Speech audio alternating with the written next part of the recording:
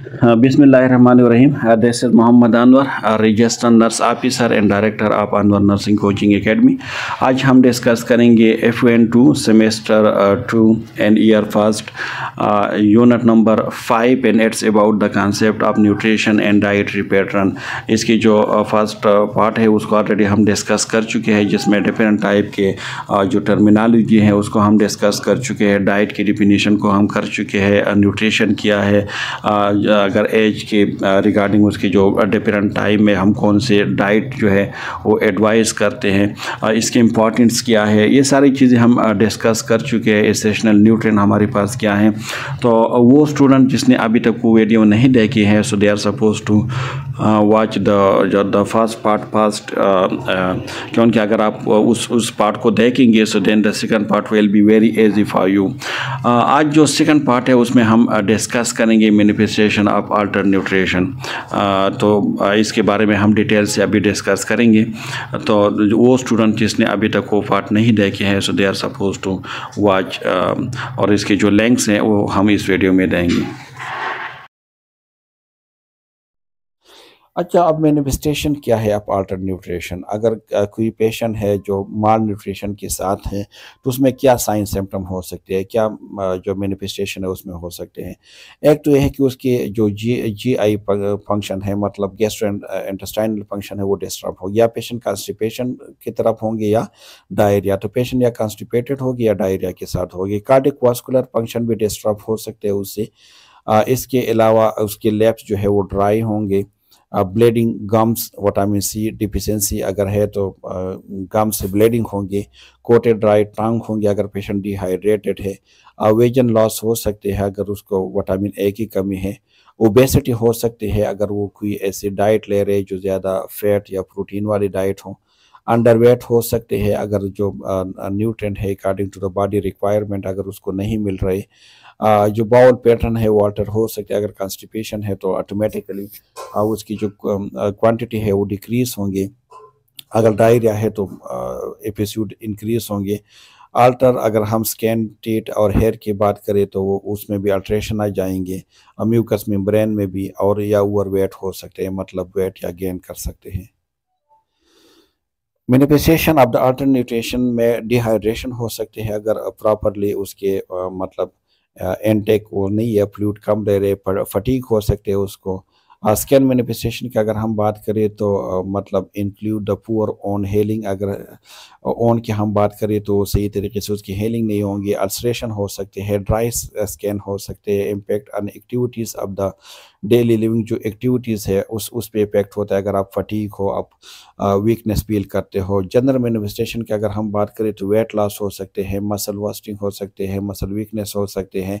तो आप इसको एक निमोनिक से याद कर सकते हैं, फेल्स। एफ का मतलब है फटीक हो सकते हैं, ए का मतलब है अल्टर वेट, मतलब या वेट गेन कर सकते हैं या लॉस कर सकते हैं। आई का मतलब है कि इम्पेयर स्किन हेलिंग, जो स्किन प्रॉब्लम है वो क्रिएट हो सकते हैं।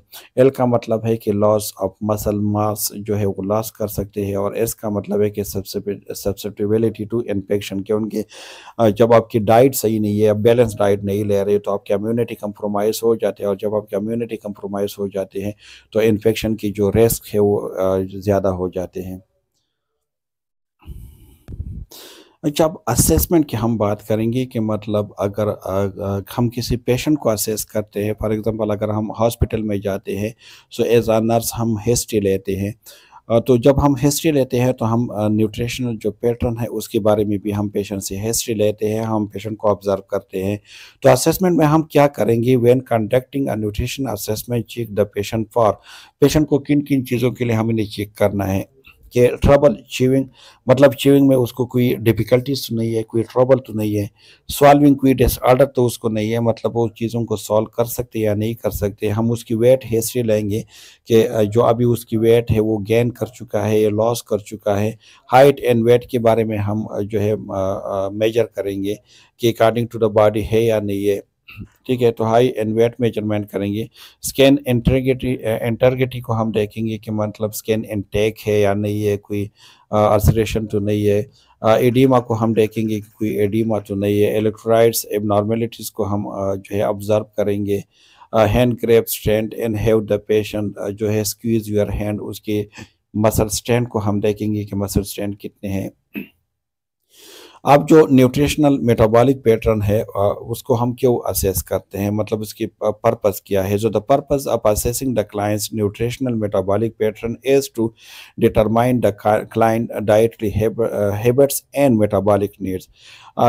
हम इसीलिए उसको असेस करते हैं, एक न्यूट्रिशनल मेटाबॉलिक पैटर्न को हम इसीलिए असेस करते हैं ताकि हमें जो क्लाइंट्स के हैबिट्स, डाइट के हैबिट्स के बारे में, कि उसकी डाइट की हैबिट्स क्या है और उसको मतलब कौन सी डाइट की नीड है, हम उसको देख ले। अगर कोई पेशेंट है और वो डायबिटीज़ पेशेंट है और उसको ऐसी डाइट मिल रही है जिसमें शुगर है, तो हम उसको असेस करेंगे और हम फिर उसको एडवाइस करेंगे कि मतलब आपने ऐसी डाइट लेनी है जिसमें शुगर ना हो और आपने एक्सरसाइज करने हैं।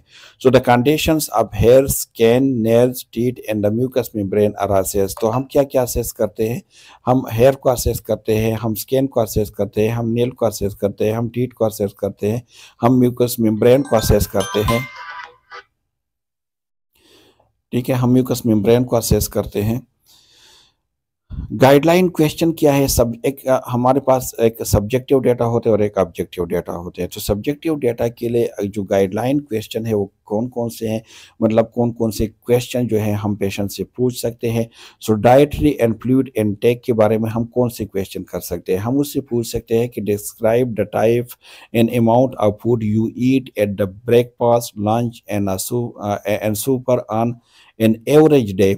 हम उससे पूछ सकते हैं कि मतलब आप सुबह जब नाश्ता करते हैं, ब्रेकफास्ट करते हैं, तो आप कितना मतलब कितने अमाउंट के खाना आप खाते हैं, कितनी ब्रेड आप खाते हो या कितने ग्राम चावल आप खाते हो, इस तरह लंच में आप क्या खाते हो या नाइट के टाइम आप क्या खाते हो। मतलब अगर ओवरऑल एवरेज हम बात करें तो दिन में आप कितने बार जो है आप खाना खाते हो और कितने अमाउंट्स में खाते हो। Do follow any certain type of diet, explain. अगर आप जब डाइट लेते हैं तो आपकी कोई सर्टन टाइप डाइट है, मतलब आपने कोई ख़ास डाइटरी कोई प्लान है उसके मुताबिक आप खाते हैं नहीं, या जो भी आपको मिल जाते हैं आप उसको खा जाते हैं। तो हम उससे ये पूछ सकते हैं what time do you usually eat your meals. और हम उससे ये भी पूछें कि मतलब यूजुअली आप किस टाइम खाते हैं खाना, सुबह का ब्रेकफास्ट आप किस टाइम करते हैं, लंच आप किस टाइम करते हैं, डिनर आप किस टाइम करते हैं। Do you find it difficult to eat meals on times? Explain. मतलब जब आप खाना खाते हो तो मतलब आप कोई ऐसी डिफिकल्टीज फील करते हो उस time. What type of snack do you eat, किस टाइप के आप स्नैक लेते हैं, मतलब हाउ ऑफन, मतलब कितनी बार लेते हैं और किस टाइप के आप लेते हैं और कितनी अमाउंट में लेते हैं। Do you take any vitamin supplement, आप कोई विटामिन सप्लीमेंट ले रही है, चाहे वो विटामिन डी हो, विटामिन बी हो या जो भी है। Do you consider your diet, do you consider your diet high in fat, sugar, salt. आप जो डाइट ले रहे हैं तो आप क्या समझते हैं कि उसमें फैट, शुगर और साल्ट की मकदार ज़्यादा है।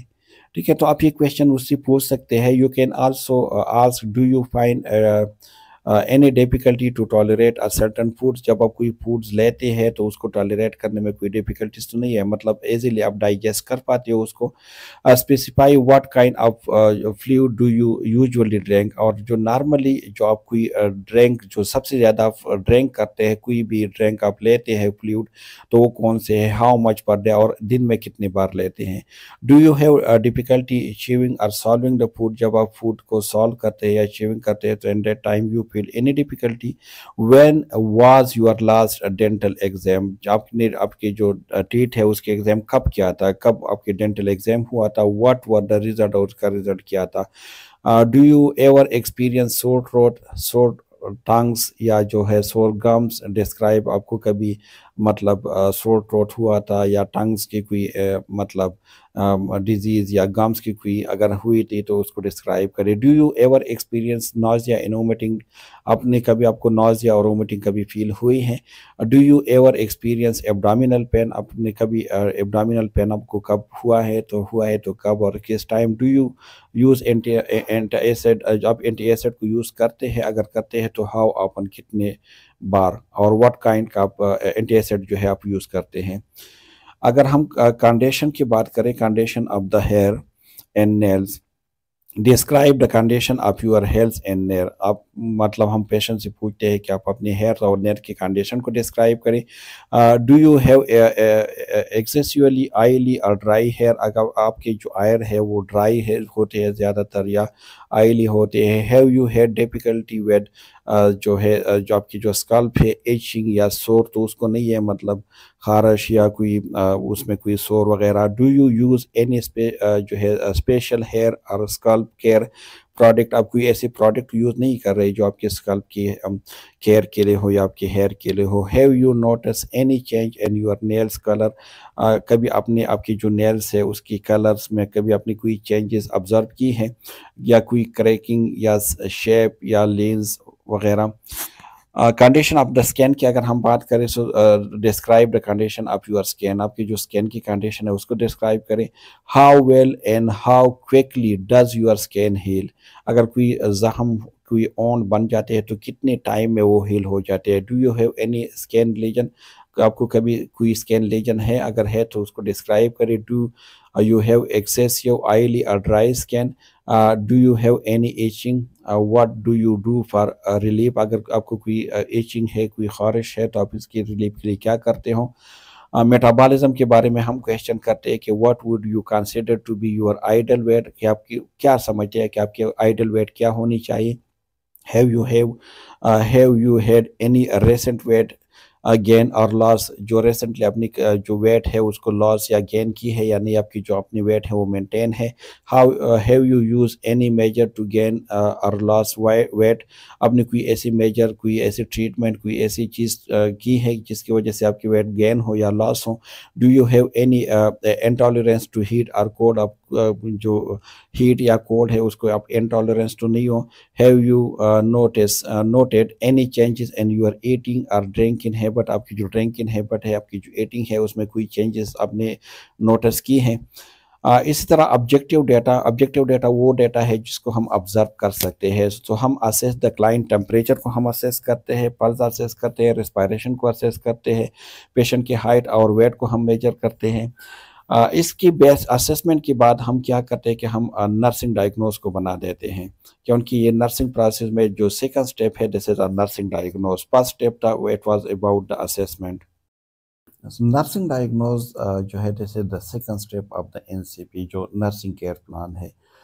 इसमें एक हमारे पास होते हैं actual nursing diagnose. Actual nursing diagnose का मतलब ये है कि at the time of assessment, जब आप असेसमेंट कर रहे हो और एट दैट टाइम जो प्रॉब्लम है वो प्रॉब्लम प्रेजेंट हो तो हम उसको कहते हैं एक्चुअल डायग्नोज। फॉर एग्जांपल अगर कोई पेशेंट है और एब्डोमिनल पेन के साथ है, जब आप असेसमेंट कर रहे हैं तो एट दैट टाइम उसको एब्डोमिनल पेन है, so this is called actual diagnose. ठीक है, एक्चुअल डायग्नोज में हम तीन चीज़ें इंक्लूड करते हैं। सबसे पहले है प्रॉब्लम, कि प्रॉब्लम क्या है। ठीक है, प्रॉब्लम के बाद फिर हम लिखते हैं रिलेटेड टू एथियोलॉजी। ठीक है, मतलब काज क्या है। फॉर एग्जांपल अगर कोई पेशेंट है और वो फ्लूइड जो है मतलब डिफिसिट के साथ है, उसमें जो है डिहाइड्रेट है, तो फ्लूइड डिफिसिट जो है जैसे द प्रॉब्लम किस वजह से है, loss of body fluid from the body जो है उससे, तो ये हमारे पास इथियोलॉजी है। और as evidence by sign and symptom. ठीक है, तो ये जो पेस फार्मूला है ना आप इससे याद कर सकते हैं, या जो प्रेस फार्मूले से भी आप इसको याद कर सकते हैं। पी आर ई और एस। पी का मतलब है प्रॉब्लम, आर का मतलब है रिलेटेड टू, ई का मतलब है इथियोलॉजी और एस का मतलब है साइंस सिम्टम।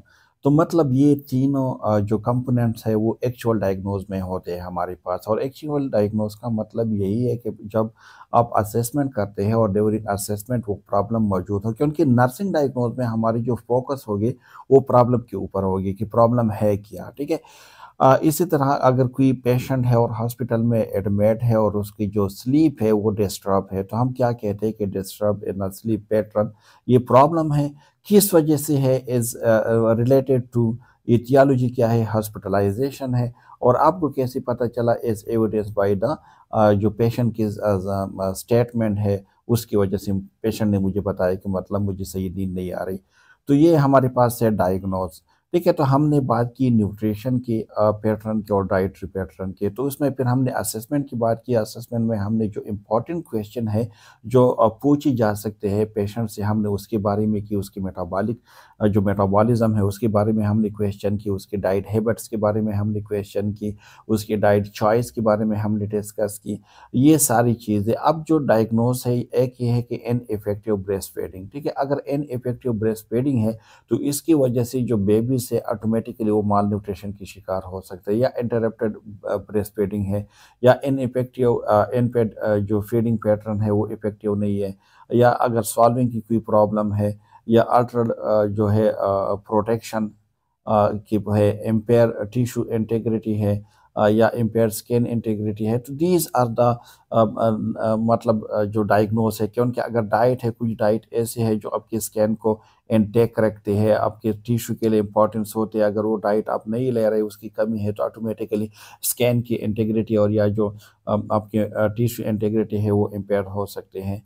ये हमारे पास जब आप जाते हैं क्लिनिकल साइट पे, आप लोग तो पहले जा चुके होंगे या नहीं, नहीं, सेकंड सेमेस्टर की जो स्टूडेंट्स हैं वो थर्ड सेमेस्टर में जाते हैं, तो वहाँ पे आपको एक फॉर्म दी जाते हैं।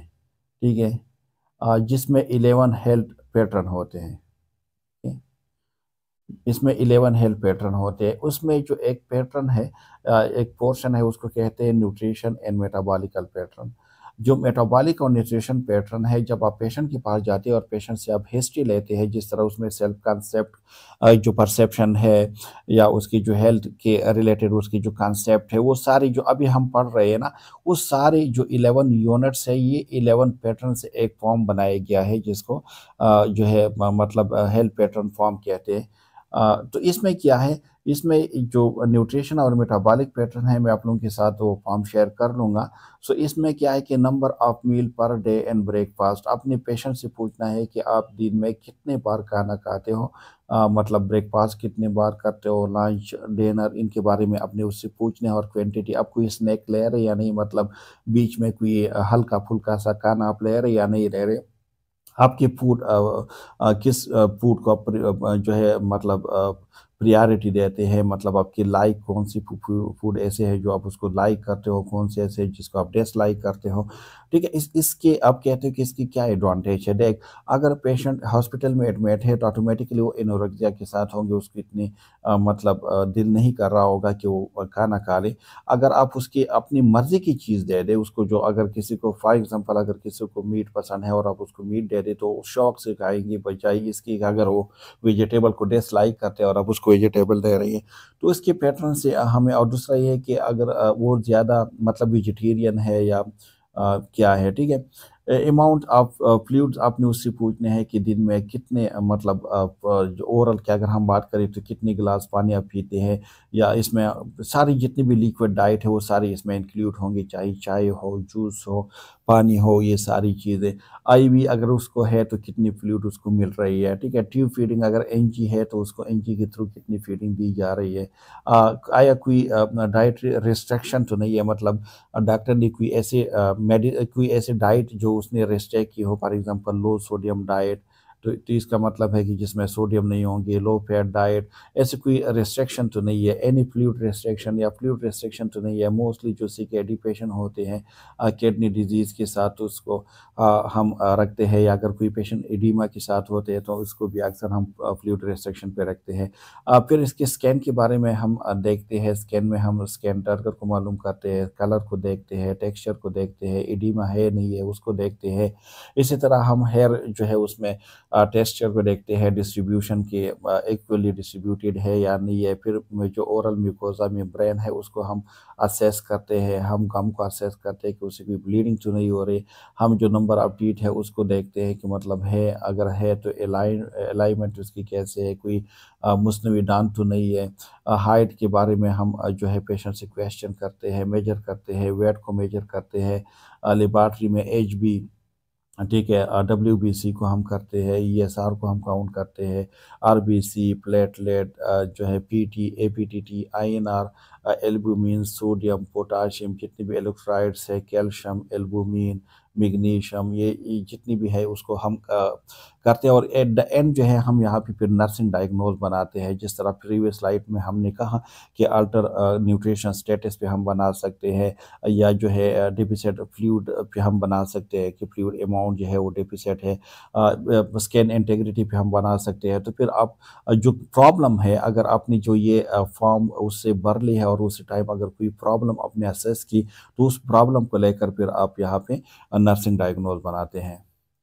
अच्छा है nursing intervention to provide optimal dietary health. अब कौन सी ऐसी नर्सिंग इंटरवेंशन है, अगर हम उसको कर ले तो हम जो है ऑप्टिमल डाइटरी हेल्थ जो है हम उसको अचीव कर सकते हैं। So nurse are often the ones who spend the most time with the patients, their understanding of nutrition is critical. देख अगर हम देख ले मेडिकल टीम्स के बारे में, तो सबसे ज़्यादा जो टाइम गुजारते हैं पेशेंट के साथ दीज आर नर्सेज। तो इसलिए नर्सेज जो है उसको न्यूट्रिशन के बारे में उसके पास नॉलेज होनी चाहिए। एजुकेट द पेशेंट डेट, एक तो ये है कि अब नर्स जो है वो एजुकेशन दे सकते हैं पेशेंट को कि कौन से मतलब ऐसे मोडिफाइबल रिस्क है। रिस्क के टू टाइप होते हैं, एक होते हैं मोडिफाइबल रिस्क और एक होते हैं non modifiable risk. Modifiable risk वो रिस्क होते हैं जिसको हम मोडिफाई कर सकते हैं। फॉर एग्जांपल अगर आप अनहेल्थी डाइट ले रहे हैं, अगर आप एक्सरसाइज नहीं कर रहे, अगर आप इनएक्टिविटी है, अगर आप स्मोकिंग कर रही है, तो ये सारी चीज़ें, अगर आप अल्कोहल यूज़ कर रही है, तो या मतलब ये सीवीडी के लिए कॉज बन सकते हैं, तो हम ये छोड़ सकते हैं, मतलब हम उसको मोडिफाई कर सकते हैं। अगर आपकी लाइफ स्टाइल है तो हम उसको मॉडिफाई कर सकते हैं। अगर आप एक्सरसाइज नहीं कर रहे हैं तो हम आपको एक्सरसाइज के बारे में आपको एजुकेट कर सकते हैं। अगर आप स्मोकिंग कर रहे हैं तो आप स्मोकिंग को क्वाइट कर सकते हैं। अल्कोहल पी रहे हो तो आप अल्कोहल को जो है स्टॉप कर सकते हैं। तो मतलब ये है कि ये मोडिफाइबल रिस्क और नॉन मोडिफाइबल रिस्क वो रिस्क होता है जिसको हम मोडिफाई नहीं कर सकते। फॉर एग्जाम्पल अगर एज है तो एज को तो हम कम या ज़्यादा नहीं कर सकते। अगर जेंडर है, कुछ डिजीज ऐसे है जो फीमेल में ज़्यादा होते हैं, कुछ मेल में, तो हम उसको तो चेंज नहीं कर सकते। तो मतलब ये है कि नर्स जो है ये बहुत ज़्यादा इम्पोर्टेंस है इसकी रोल डाइटरी पैटर्न में। ठीक है, उसको उसको एजुकेट करने में। अच्छा अब डेली मेजर वेट, एक तो यह है कि नर्स की ये रिस्पॉन्सिबिलिटी भी है कि वो डेली मेजर करे वेट को, कि वेट लॉस तो नहीं हो रही या वेट गेन तो नहीं हो रही। डिटरमाइन डेली जो कैलोरिक नीड्स हैं, ये अपने उसको कैलकुलेट करने हैं और अकॉर्डिंग टू डीज नीड फिर उसकी डाइट में कि कितनी कैलोरीज उसको, पोटाशियम चाहिए, प्रोटीन चाहिए, फैट चाहिए, कार्बोहाइड्रेट्स चाहिए, तो उस अमाउंट में फिर उसको मिलनी चाहिए। Teach the patients about the importance of a balance diet.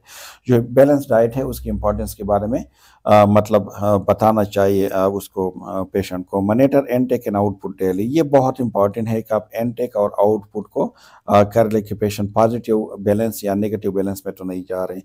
Educate about the importance of food to prevent from the dehydration and constipation. ठीक है, अपने फूड के इम्पोर्टेंस के बारे में अपने पेशेंट को बताने हैं ताकि पेशेंट जो है उसको प्रिवेंट कर सके पर कॉन्स्टिपेशन या डिहाइड्रेशन से।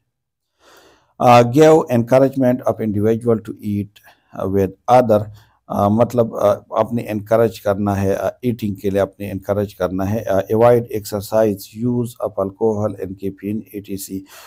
अगर वो एक्सरसाइज नहीं कर रहे तो आपने उसको एक्सरसाइज के लिए करना है। और अवॉइड एक्सेसिव एक्सेसिव बहुत ज़्यादा यूज़ ऑफ अल्कोहल, अल्कोहल ज़्यादा अल्कोहल को यूज़ करना या कैफीन को यूज़ करना, क्योंकि दीज आर द स्टिमुलेंट, तो मतलब इससे आपने अवॉइड करना है। Give more protein and high fibre diet and avoid excessive carbohydrates and fats.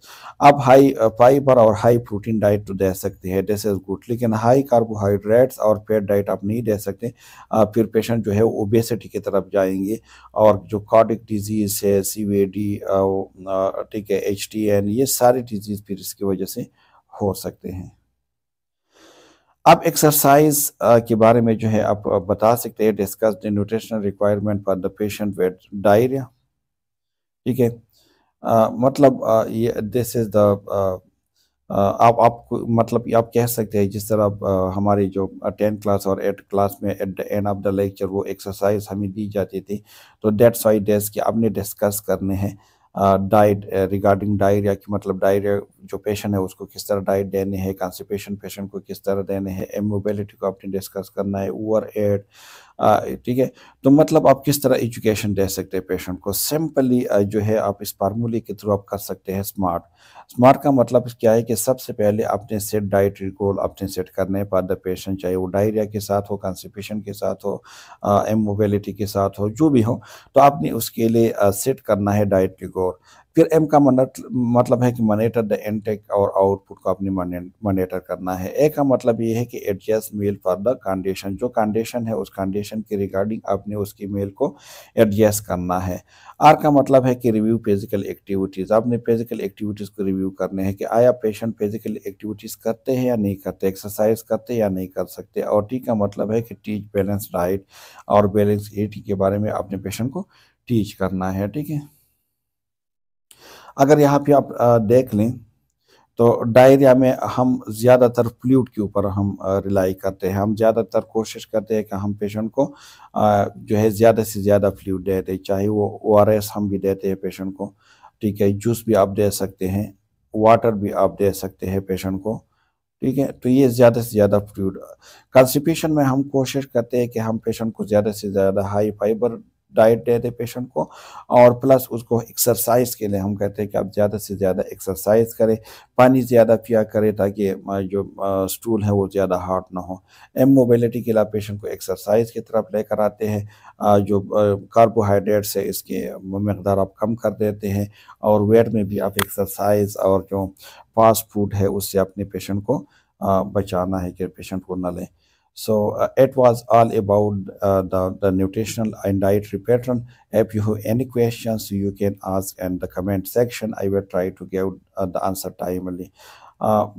It is not difficult. देख आप खुद से जो है ना, जो अगर हम एफ की बात करें तो इसमें ज़्यादातर चीज़ें ऐसे हैं जो आप खुद अपने ऊपर इम्प्लीमेंट करें, ऑटोमेटिकली जो है आप उसको फिर समझ आ जाएंगे। F1 2 इज़ वेरी इंपॉर्टेंट, क्योंकि जिस तरह मैंने आपको कहा कि आपके पास जो है मतलब जो हेल्थ पैटर्न है हमारे पास फॉर्म, जो 11 पैटर्न होते हैं इसमें, तो इसमें ये सारे पैटर्न शामिल है। न्यूट्रिशन के पैटर्न है, न्यूट्रिशन डाइटरी है, आपकी जो कॉन्सेप्ट ऑफ स्लीप है, कॉन्सेप्ट ऑफ परसेप्शंस है, concept of value and belief है, तो ये सारे पैटर्न उस फॉर्म में इंक्लूड है। और जब आप हॉस्पिटल साइट पे जाओगे या पेशेंट की हिस्ट्री लोगे तो आपने उस फॉर्म को फिल करना है, और हर क्या जो पैटर्न है इसके एंड पे आपको नर्सिंग डायग्नोज मिलेगा, तो आपने इसके हिसाब से नर्सिंग डायग्नोज भी बनाने हैं। Thank you so much for listening me. If you have any questions, you can ask in the comment section. Thanks once again.